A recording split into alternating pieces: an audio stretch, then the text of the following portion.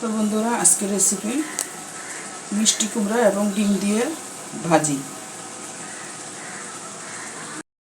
Hello বন্ধুরা, আসসালামু আলাইকুম।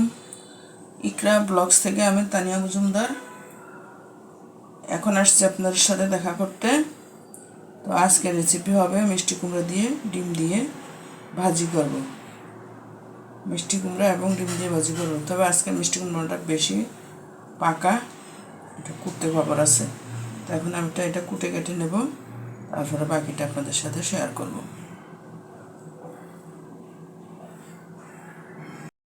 তো বন্ধুরা, আমি মিষ্টি কুমড়াটা কুটে নিয়েছি। এখন এই সাইজের পিস করে নিয়েছি, বেশি বড়ও না বেশি ছোটও না। মিষ্টি কুমড়াটা সম্ভবত 1 থেকে 1.5 কেজি হবে। পুরোটা নিয়েছি। তো আমি প্রথমে দিয়ে নেব। এখন এটাকে আমি ম্যারিনেট করব। প্রথমে দিয়ে নিব 1 চা চামচ লবণ।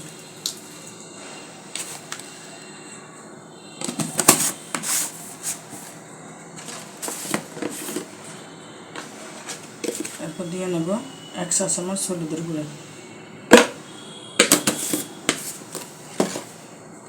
তারপর দিয়ে নেব 1 চা চামচ মরিচের গুঁড়া।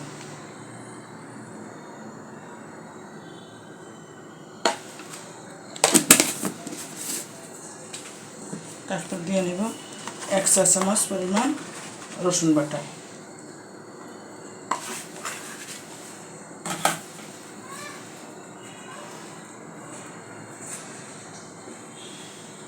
সামান্য সরিষার তেল দিয়ে আমি এটাকে ম্যারিনেট করব।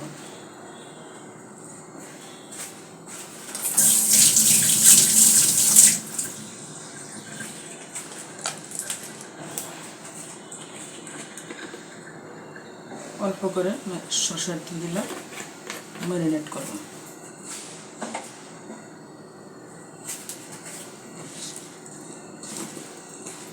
ভালো করে মেখে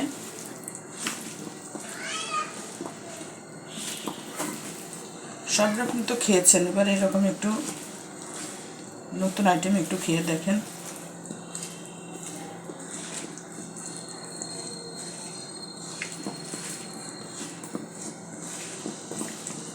ভালো করে ম্যারিনেট করে 10 মিনিট রেস্টে রাখতে হবে।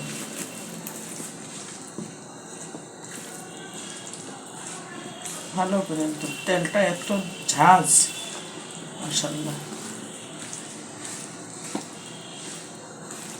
কাঁচা শসা টসা হলে তখন খেয়ে ফেলা যেত।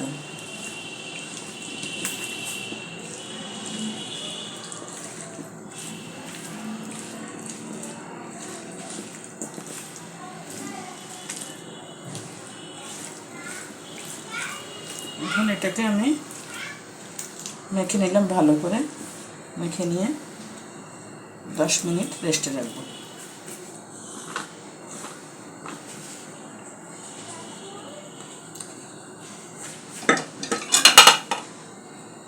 ঢাকনা দিয়ে দিলাম, 10 মিনিট রেস্টে থাকবে। এর মধ্যে আমি সব কাজ, বাকি কাজগুলো গুছিয়ে নিতেছি। তো বন্ধুরা, আমি চলে আসলাম আবার 10 মিনিট পর। এখন নিয়েছি আমি, ম্যারিনেট করা হয়ে গেছে, 10 মিনিট হয়ে গেছে। এখন দ্বিতীয় ধাপটা শুরু করব।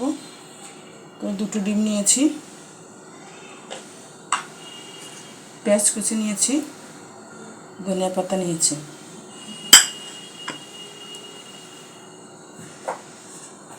এখন আমি চুলা জ্বালিয়ে দেব।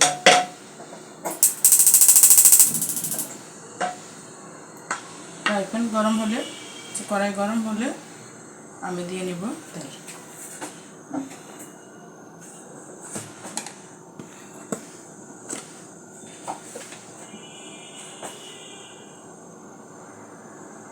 এখন আমি দিয়ে দিব পরিমাণ মতো তেল।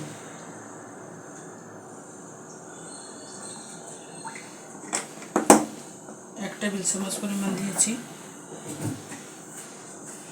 এখন দিয়ে নেব পেঁয়াজ কুচিগুলো। 2টা পেঁয়াজ কুচি করে নিয়েছি, আপনারা চাইলে কমও দিতে পারবেন, সমস্যা নেই। আর আমি 2টো ডিম নিয়েছি, আপনারা চাইলে একটাও দিতে পারবেন।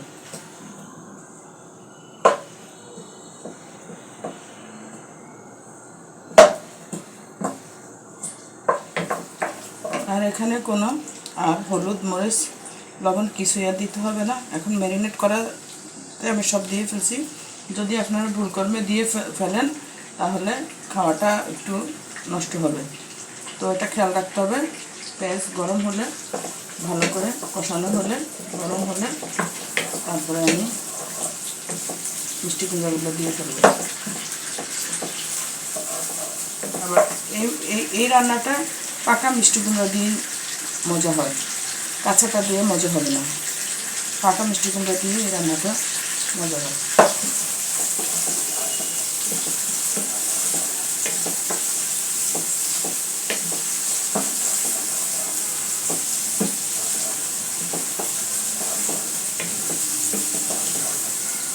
এখন বন্ধুরা আমি মিষ্টি কুমড়াগুলো দিয়ে ফেলব।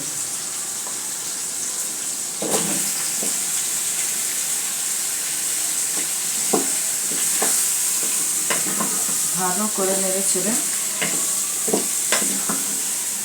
দিতে হবে।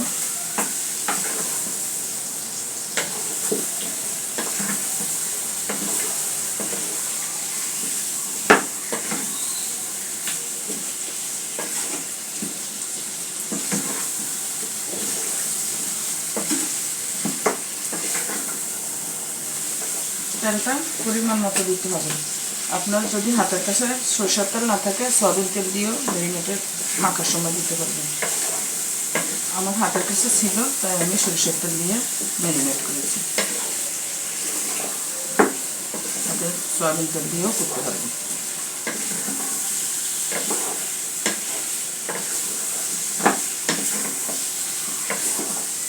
এখন আমি বড়টা দিয়ে পানি দিয়ে দেব।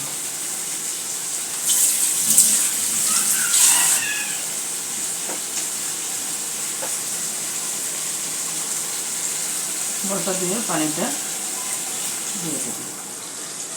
পানি এখানে লাগবে, যেহেতু ডিম দেব পানি আরেকটু লাগবে।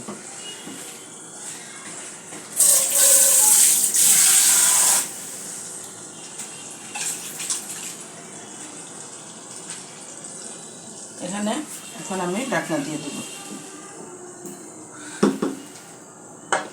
ঢাকনা দিয়ে দেব এভাবে 5 মিনিট বলক আসলে, উৎপন্ন আসলে তারপরে আমি ডিমগুলো দেব। বন্ধুরা 5 মিনিট পর আবার আসলাম, বলক এসেছে। আর এই মিষ্টি কুমড়াটাতে আমি ঝোল দিয়েছি এটাই কারণ এখানে রসুন দিয়েছি। রসুনটা ভালো করে গন্ধটা যেতে হবে, সিদ্ধ হতে হবে। তারপর আমি যে ডিমটা দিব ডিমটাও সিদ্ধ হতে হবে ভালো করে, না গন্ধ থাকবে। তো এখন বলক এসেছে। আবার কাঁচা অবস্থায় বলক আসার আগে, মানে উতরানোর আগে কখনো ডিমটা দেওয়া যাবে না।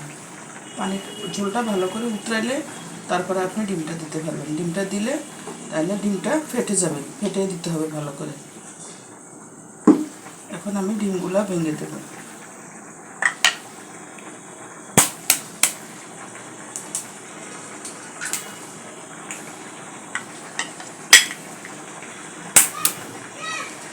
ডিমগুলো অবশ্য আমি ধুয়ে নিয়েছি পরিষ্কার করে, যাতে হাতে ময়লা না লাগে।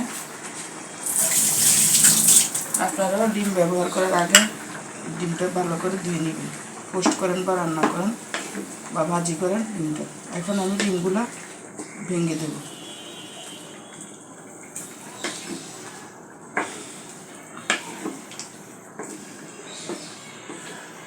ভেঙে দিলে রঙটাও সুন্দর হবে।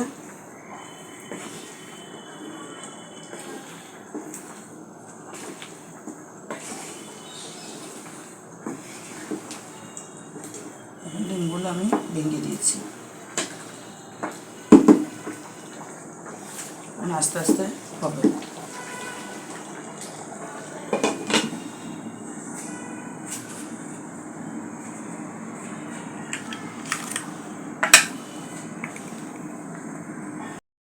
বন্ধুরা আবার একটু আসলাম, তো ধনিয়া পাতার কাজটা রয়ে গেছে, ধনিয়া পাতা দেবো। ধনিয়া পাতা দিতে, ধনিয়া পাতা আমি আস্তে ভালো দেশি ধনিয়া পাতায় পেয়েছি এখন, তো বেশি কুচি করবো না, ছিঁড়ে ছিঁড়ে ধনিয়া পাতাটা দিয়ে দিব।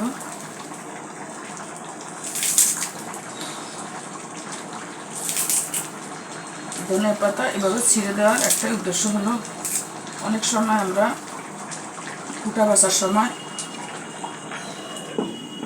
চুল থেকে যায় ধনিয়া পাতাতে বা শাকে, তো যদি একটু মানে কুটার সময় খেয়াল করেন বা ধনিয়া পাতাটা যখন কুটবেন হয়তো বা চুলটা কুচি কুচি হয়ে যাবে, তো যখন ওই ধনিয়া পাতাটা দিবেন আস্ত ধুয়ে রেখে দিবেন, ধুয়ে রাখার পরে যখন দিবেন একটু হাত দিয়ে ছিঁড়ে দিলে চুল টুল থাকলে দেখবেন বা ফেলে দিতে পারবেন, কারণ ধনিয়া পাতাতে সব সময় একটা দুইটা চুল থাকে, আমি যখন বাছতে যাই তখন পাই, তো এটা খুব খেয়াল করবেন। চুল জিনিসটা খুব খারাপ, চুল মানে হজম হয় না, আর চুল দেখলে খাওয়ার রুচি আসে না।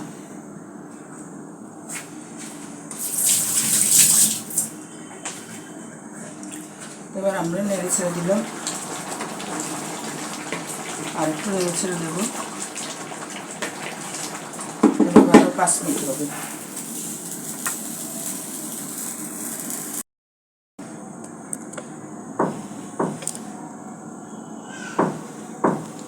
বন্ধুরা আমি আবার আসলাম,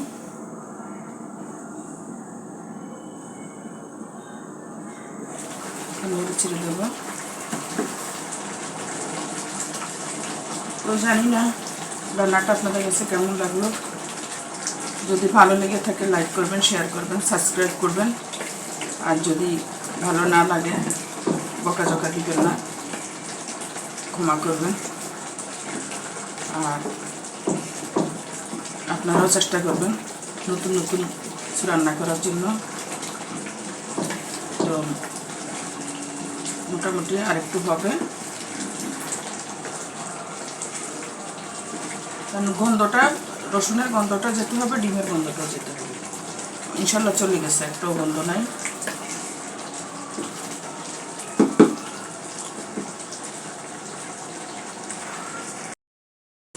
এখন আমি দেখে নেব লবণ।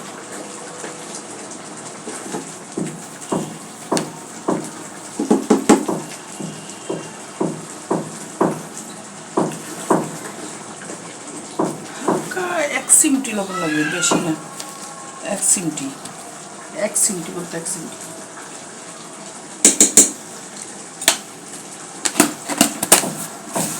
লবণটা দিয়ে ভালো করে নেড়ে চেড়ে দেবো।